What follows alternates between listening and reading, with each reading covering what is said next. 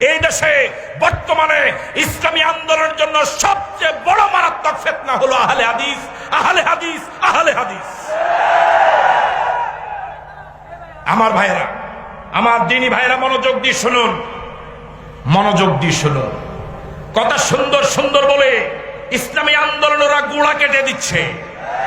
আমি আপনাদের কাছে, হাজারো জনতার কাছে প্রশ্ন রাখতে চাই, এদেশে ইসলামী বিপ্লবের জন্য অর্থ দেওয়ার ক্ষেত্রে, সময় দেওয়ার ক্ষেত্রে, জীবন দেওয়ার ক্ষেত্রে, আন্দোলন করার ক্ষেত্রে, অন্যের প্রতিবাদ করার ক্ষেত্রে আহলে হাদিসের কি অবদান আছে? কথা বলেন, কি অবদান আছে? এদেশে ইসলামী আন্দোলনের জন্য জীবন দিয়েছে এই দেশের একামতে দিনের লোকেরা। অন্যের কাছে মাথা নত করে নয়। ওরা ঘর হারালো, বাড়ি হারালো, সমাজ হারালো, চাকরি হারালো, সর্বশেষ জীবনটা দিয়ে দিয়েছে। আর আহলে হাদিস এই জাতীয় উলামায়ে কেরামের বিরুদ্ধে কথা বলে, কথা বলে ঠিক নয় কি? কালিমাতু হাক্কি নুরিদা বিহাল বাতিল। কথা সত্য, মতলব খারাপ। আছেন কথা আপনারা? কথা সত্য। এবার আপনাদের কাছে আরেকটি কথা, সে কথাটি হলো আহলুস সুন্নাতি ওয়াল জামাত। আছেন আপনারা মাঠে? সত্যিকারে যিনি নবীর তরিকা চলেন, সাহাবায়ে কেরামের আদর্শ অনুসরণ করে চলেন, তারাই আহলে সুন্নাত ওয়াল। কিন্তু আমাদের দেশের বেদাতীরা তাদের পোস্টারে, মাইকিং এ, হ্যান্ডবিলে সর্বত্র লেখা শুরু করেছে আহলে সুন্নাত ওয়াল জামাত। বছরের পর বছর ওরা লিখতে লিখতে এখন এই দেশের জনগণ আহলে সুন্নাত ওয়াল জামাত বলতে ওদের কি বোঝায়? কথা বলেন না কেন? এদেশের মানুষ আহলে সুন্নাত ওয়াল জামাত বলতে বুঝায়, কথা কয় না কা? তাহলে এই স্লোগানটা কি ওদের না আপনাদের? আপনাদের স্লোগান। ওরা আপনাদেরকে ঘুমে রেখে হাইজ্যাক করে নিয়ে গেছে। আপনারা টেরো পান নাই, তখন ওদেরকে ধরেন নাই, তখন বলেন না স্লোগান তুমি লেখো কেন, এটা তো আমার স্লোগান। কথা বলেন না কা? ঠিক কিনা? ঠিক এভাবে আবার অনেক বছর পরে তারা যখন সফল হয়েছে, আমার আহলে সুন্নাত ওয়াল জামাতের স্লোগান ওরা আমাকে ঘুমে রেখে হাইজ্যাক করে নিয়ে গেছে। এখন আমার নারায়ে তাকবীর স্লোগান শুধু হাইজ্যাক করে নিচ্ছে না, আমাকে আপনাকে ঘুমন্ত রেখে আমাদের লোকদের জবান দিয়া অন্য তাকবীর বলাইয়া আমাদের নারায়ে তাকবীর স্লোগানকে মেরে ফেলতেছে। শুধু হাইজ্যাক করে নিচ্ছে না, মেরে ফেলতেছে। এই জন্য কেউ যদি একামতে দ্বীনের আলোচক হিসাবে ময়দানে আসেন, যদি আয়োজক একামতে দ্বীনের হয়, যদি অন্য কোন দলের স্লোগান দেয়, সাথে সাথে বলে দিবেন নারায়ে তাকবীর স্লোগান ছাড়া বিকল্প কোন স্লোগানে ময়দানে চলবে না। তোমাকে দাওয়াত দিয়েছি আমরা। আমার ভাইয়ের, আমি কি আপনাদেরকে কথা বুঝাতে পেরেছি? কথা কি আপনাদেরকে বুঝাইতে পেরেছি? তাহলে এদেশের ইসলামী আন্দোলনের স্লোগান আরো জোরে বলুন, আরেকবার বলুন। কি অবাক করা কথা!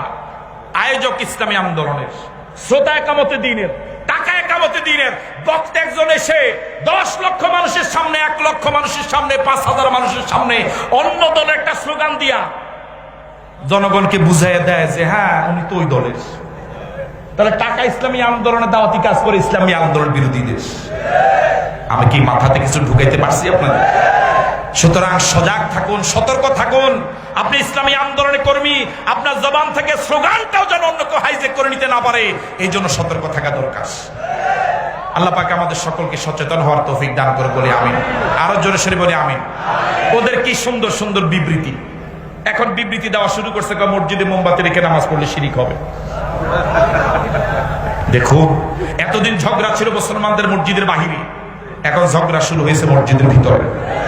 কথা বলুন না, ঠিক নয় কি? ওহাবি মসজিদ,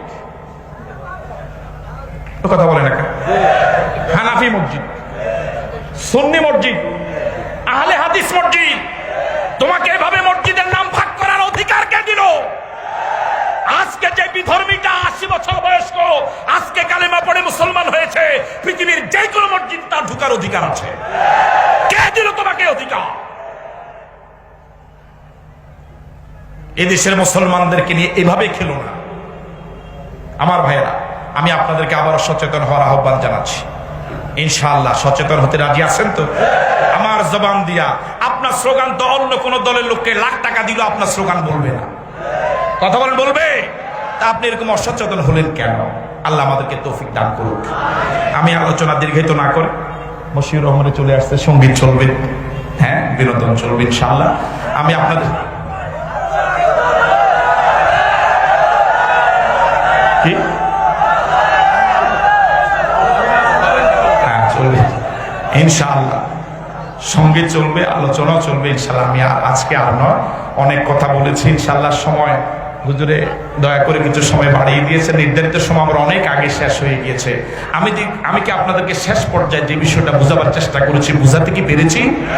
বুঝাতে কি পেরেছি? বুঝাতে কি পেরেছি? সুতরাং প্রত্যেকে অন্যদেরকে বুঝাবেন, দায়ী আল্লাহ হবেন, প্রত্যেকে সচেতন করবেন। আমাদের প্রিয় বাংলাদেশটাকে আমরা স্বাধীনতা যেভাবে এনেছে বীর মুক্তিযোদ্ধারা, কিয়ামত পর্যন্ত স্বাধীন রাখতে চাই। আল্লাহ পাক আমাদেরকে কবুল করুক বলি আমিন। আমরা এই দেশের জন্য দোয়া করি, আল্লাহ এই দেশের স্বাধীনতাকে তুমি হেফাজত করো।